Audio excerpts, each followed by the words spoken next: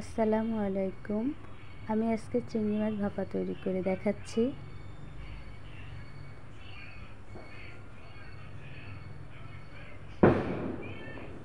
এখানে আমি এরকম সাইজের চিংড়ি মাছ নিয়েছি, আপনারা চাইলে ছোট চিংড়িও নিতে পারেন। চিংড়ি মাছগুলো ভালো করে ধুয়ে কেটে নিচ্ছি আমি। এখানে আমি 2টা বড় সাইজের পেঁয়াজ কুচি করে নিয়েছি। 1 টেবিল চামচ পেঁয়াজ বাটা, 1/2 চামচ রসুন বাটা, কাঁচামরিচ কুচি, 1/2 চামচ হলুদের গুঁড়া, 1/2 চামচ জিরে গুঁড়া, 1 চামচ শুকনো মরিচের গুঁড়া, লবণ স্বাদ মতো দিয়ে মশলাগুলো ভালো করে চটকিয়ে একটু মেখে নিতে হবে।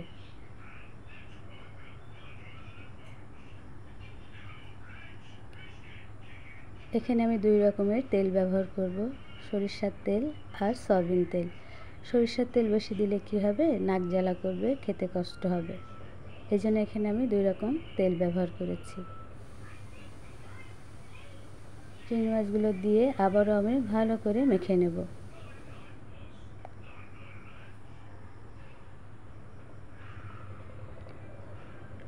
এই ভাপাটা কিন্তু খেতে অনেক মজা লাগে। এখানে আমি আস্ত কয়টা কাঁচামরিচ দিয়ে দিচ্ছি।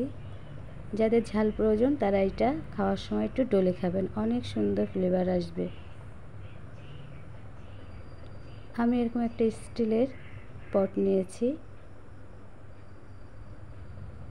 এর মধ্যে আমি চিংড়ি মাছগুলো বিছিয়ে দিচ্ছি ভালো করে।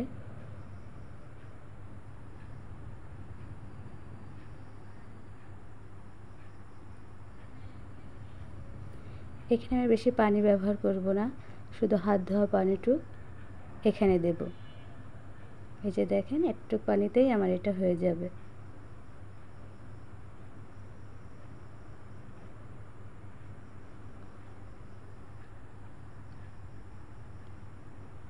আমি ঢাকনিটা বন্ধ করে দিলাম। আপনারা এটা ভাতে বা অন্য কোনোভাবে ভাপেও করে নিতে পারেন। আমি এইভাবে ভাতের মধ্যে বসিয়ে দিলাম। ভাত হয়ে যাওয়ার পরপরই আপনারা এটা নামাবেন না, যখন খাওয়া দাওয়া করবেন ঠিক তার আগে এটা বের করবেন। আমার ভাত হয়ে গেছে, আমি এখন একটু আপনাকে খুলে দেখাচ্ছি। এরকম হয়েছে।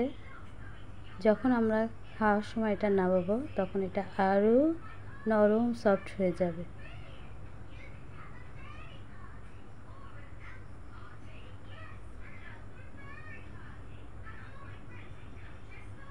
দেখেন মশলাগুলো কত সুন্দরভাবে রান্না হয়ে গেছে ভাপে।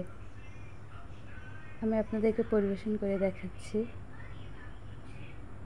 দেখতে কত লোভনীয় হয়েছে দেখেন, খেতেও মাশাআল্লাহ অনেক অনেক সুস্বাদু। যে একবার খাবে ইনশাআল্লাহ আপনার কাছে বারবার খেতে যাবে। তো সবাই ভালো থাকবেন। আল্লাহ হাফেজ।